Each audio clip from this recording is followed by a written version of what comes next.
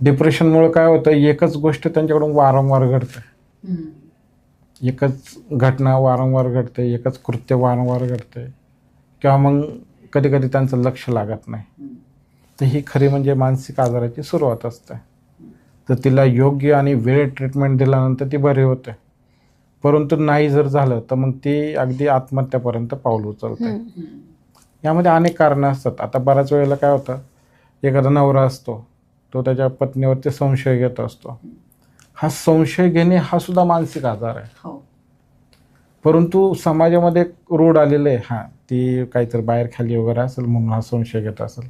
आईसुद्धा म्हणते माझा पोरगा खूप चांगला आहे, तीच काहीतरी तिचं पाऊल चुकीचं पडत असेल. परंतु तसं काही नसतं.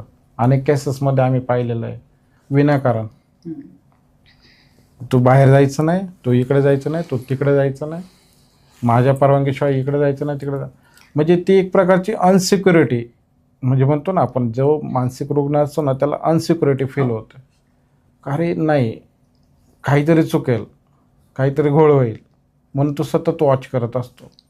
परंतु या वॉचिंगमुळे त्या महिलेची अवस्था एवढी वाईट होऊन जाते का ती स्वतः मनोरुग्ण होते. म्हणजे एका मानसिक आजाराशी झगडणाऱ्या माणसाला आजार आहे हेच ॲड्रेस न झाल्यामुळे त्याचा परिणाम त्याच्या जोडीदार